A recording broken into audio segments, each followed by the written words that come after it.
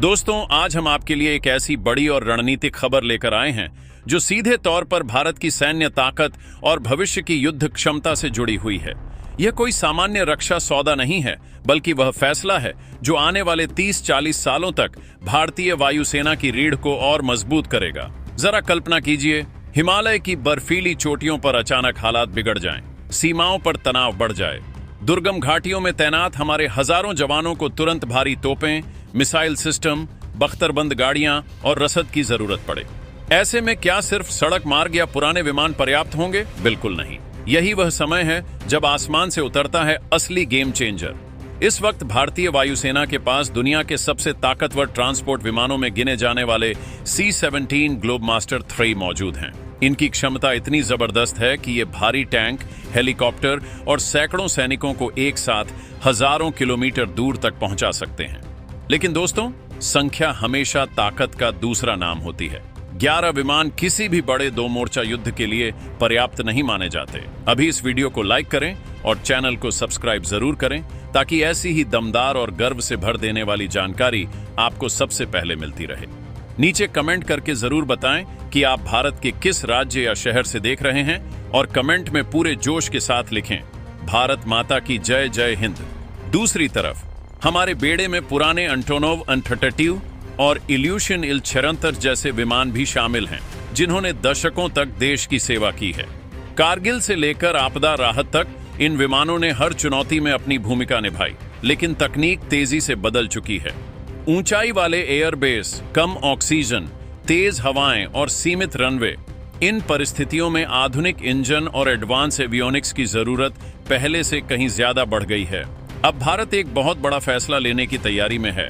चर्चा है कि करीब 70 से 80 मध्यम और भारी श्रेणी के नए ट्रांसपोर्ट विमानों की खरीद पर काम चल रहा है। यह सौदा अरबों डॉलर का हो सकता है, और इसमें केवल विमान खरीदना ही नहीं, बल्कि भविष्य की रणनीतिक स्वतंत्रता भी दांव पर है। इसी दौड़ में रूस ने अपना अत्याधुनिक इल्यूशन Il-76 MD-98A और नए डिजाइन वाला इल्यूशन Il-276 पेश किया है। रूस की खास पेशकश सिर्फ विमान बेचना नहीं, बल्कि टेक्नोलॉजी ट्रांसफर की बात है। यानी भारत में निर्माण, भारतीय इंजीनियरों को पूरी तकनीकी जानकारी और लंबे समय में आत्मनिर्भरता की दिशा में बड़ा कदम। दूसरी ओर अमेरिका की तरफ से C-130J सुपर हरक्यूलिस और अतिरिक्त C-17 ग्लोबमास्टर थंडी जैसे विकल्पों पर भी चर्चा होती रही है। हालांकि C-70 का उत्पादन अब बंद हो चुका है। यूरोप की कंपनियां भी पीछे नहीं हैं, और वे मल्टी रोल ट्रांसपोर्ट प्लेटफॉर्म की पेशकश कर रही हैं। सबसे अहम सवाल यह है कि भारत केवल खरीदार बनकर रहेगा या निर्माता भी बनेगा। आज की रणनीति सिर्फ तत्काल जरूरत पूरी करने की नहीं, बल्कि आने वाले दशकों तक लॉजिस्टिक श्रेष्ठता बनाए रखने की है।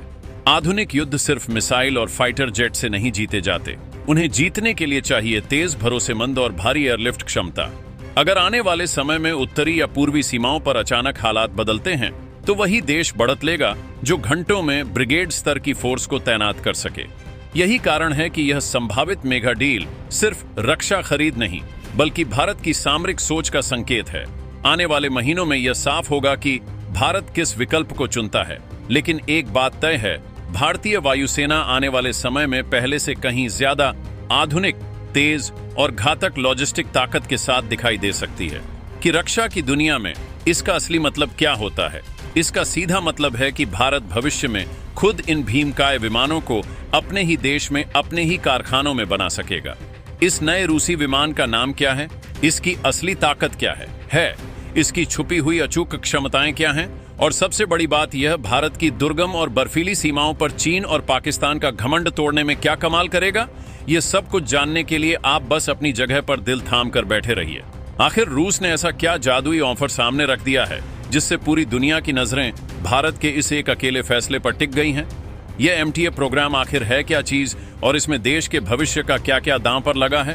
पूरी तकनीक मिलने का भारत के आम युवा और देश की अर्थव्यवस्था को जमीन पर असली फायदा क्या होगा?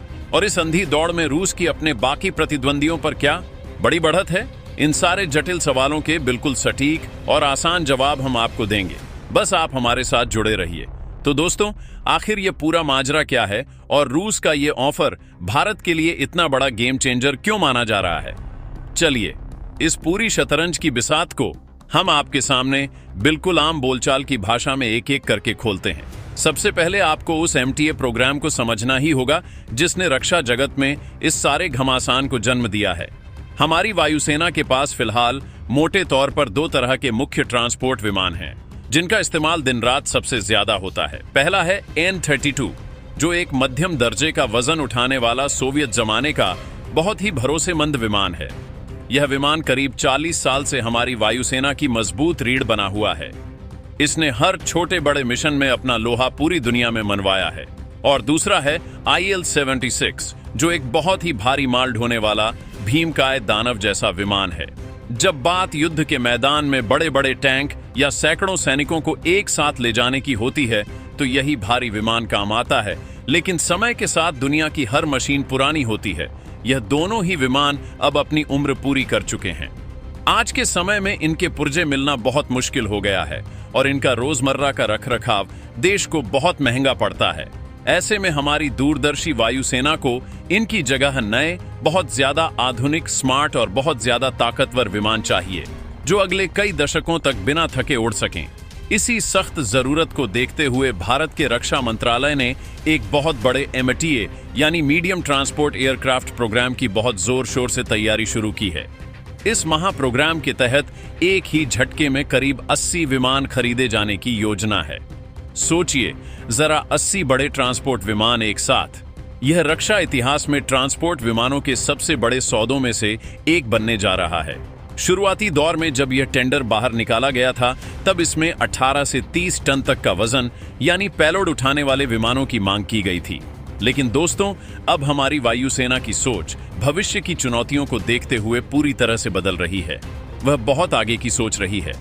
वह चाहती है कि पुराने मध्यम N-30 और भारी IL-76, इन दोनों अलग अलग विमानों की जगह अब कोई एक ही ऐसा बेहद मजबूत और बहुआयामी प्लेटफॉर्म ले ले जो छोटे और बड़े दोनों तरह के काम अकेले ही कर सके।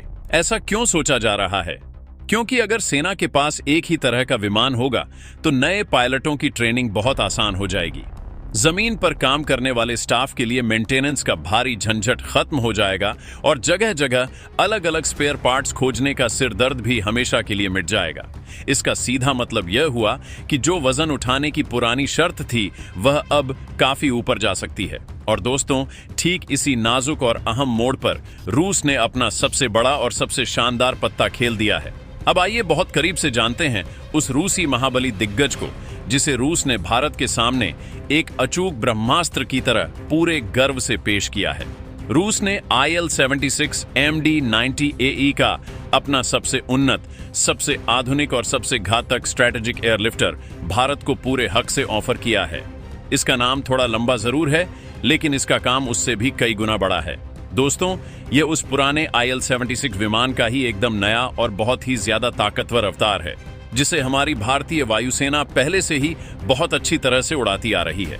लेकिन आपको बता दें कि इस नए अवतार में सब कुछ जड़ से बदल दिया गया है। इसमें PS-90-70 नाम के 4 बिल्कुल नए और बेहद शक्तिशाली टर्बोफैन इंजन लगाए गए हैं। दोस्तों, क्या आपको पता है कि इनमें से हर एक अकेला इंजन 16,000 किग्रान बल्ब के बराबर का भयंकर धक्का देता है। जब रनवे पर यह चारों इंजन एक साथ पूरी ताकत से गरजते हैं तो आसपास की धरती सच में कांप उठती है। इन नए और बेहद आधुनिक इंजनों की वजह से यह नया विमान पुराने मॉडल के मुकाबले न सिर्फ बहुत ज्यादा ताकतवर हो गया है बल्कि यह ईंधन भी बहुत कम पीता है, जिससे लंबी उड़ान का खर्च भी काफी कम हो जाता है। अब जरा इस दानव की वजन उठाने की क्षमता के बारे में ध्यान से सुनिए, आपके सच में होश उड़ जाएंगे। इस विमान का कुल अधिकतम टेक ऑफ वेट है पूरे 210 टन। जी हां, 210 टन यानी 21,000 किग्रा का चलता फिरता पहाड़। यह विमान एक ही बार में 60 टन तक का भारी भरकम और वजनी सामान लेकर बहुत आसानी से आसमान का सीना चीरते हुए उड़ सकता है। सोचिए, 60 टन का असल जिंदगी में मतलब क्या होता है। 60 टन का सीधा मतलब है एक पूरा का पूरा लोहे।